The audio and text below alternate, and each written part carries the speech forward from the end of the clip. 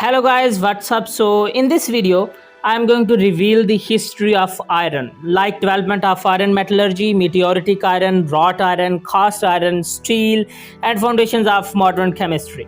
So let's start. My dears, number one, development of iron metallurgy. My dears, iron is one of the elements undoubtedly known to the ancient world. It has been worked or wrought for millennia. However, iron objects of great age are much rarer than objects made of gold or silver due to the age with which iron corrodes. The technology developed slowly, and even after the discovery of smelting, it took many centuries for iron to replace bronze as the metal of choice for tools and weapons. Number two, meteoritic iron. My dears, beads made from meteoric iron in 3500 BC or earlier were found in Gerzah, Egypt by G.A. Wainwright. The beads contain 7.5% nickel, which is a signature of meteoric origin since iron found in the Earth's crust generally has only minuscule nickel impurities. Meteoric iron was highly regarded due to its origin in the heavens and was often used to forge weapons and tools. For example, a dagger made of meteoric iron was found in the tomb of Tutankhamun containing similar proportions of iron, cobalt, and nickel to a meteorite discovered in the area deposited by an ancient meteor shower. Items that were likely made of iron by Egyptians date from 3000 to 2500 BC. Meteoritic iron is comparable, soft and ductile, and easily cold.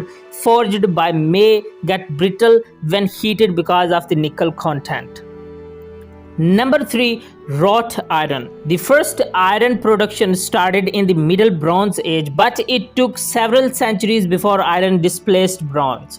Samples of smelted iron from Asmar, Mesopotamia, and Tal Chagar Bazaar in northern Syria were made sometime between 3000 and 2700 BC. The Hittites established an empire in north-central Anatolia around 1600 BC.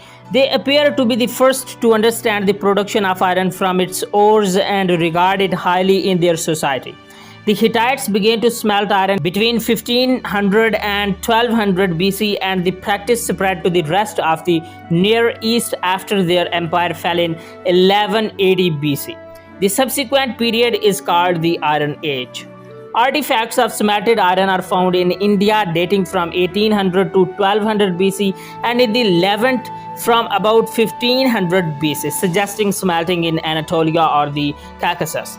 Alleged references compare history of metallurgy in South Asia to iron in the Indian Vedas have been used for claims of a very early usage of iron in India respectively to date the texts as such. The Rigveda term Ayaz metal probably refers to copper and bronze, while iron or Sayama, Ayaz literally black metal first, is mentioned in the post-Rigvedic Atharvaveda.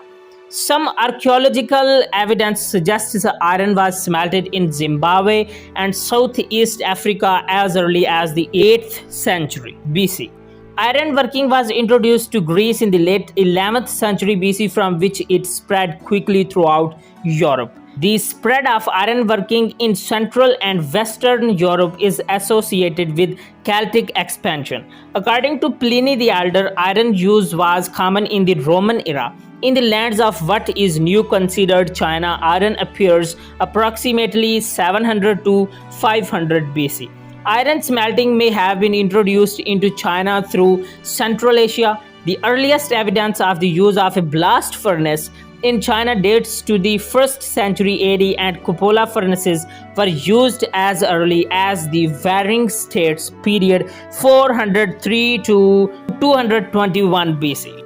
Usage of the blast and cupola furnace remained widespread during the Song and Tang dynasties. I think that's enough about wrought iron, am I right? So, number 3, cast iron. My dears, cast iron was first produced in China during 5th century BC, but was hardly in Europe until the medieval period.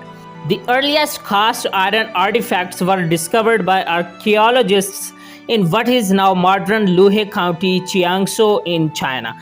Cast iron was used in ancient China for warfare, agriculture, and architecture.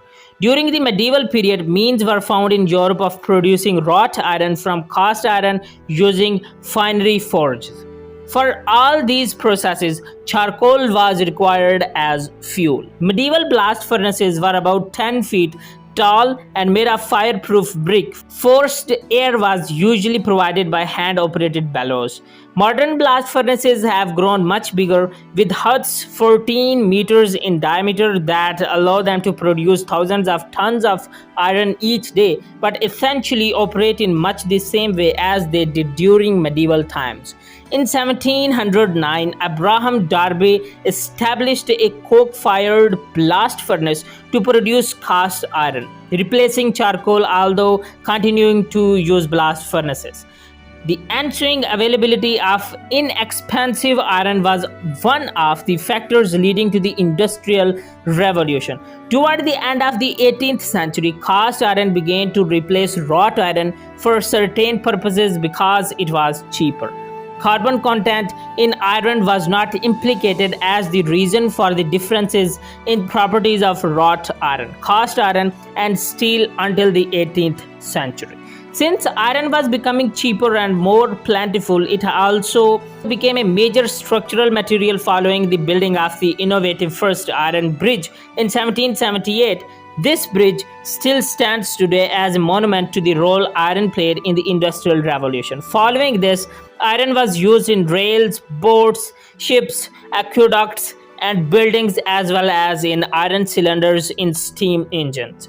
Railways have been central to the formation of modernity and ideas of progress and various languages. For example, French, Spanish, Italian, and German refer to railways as iron road.